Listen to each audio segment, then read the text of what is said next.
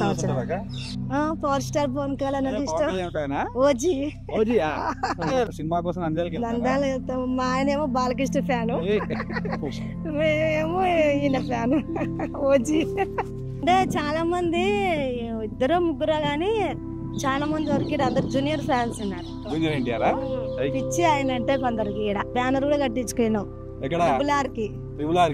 దీన్ని ఆడ పెట్టించుకొని పెద్ద కట్టించుకున్నాము. మా గూడెం పెద్ద ఆయననే అప్పుడు ఆయన బాలకృష్ణ ఫ్యాన్స్ అనమాట. ఒక ఆయనేమో చిరంజీవి ఫ్యాన్ అనమాట.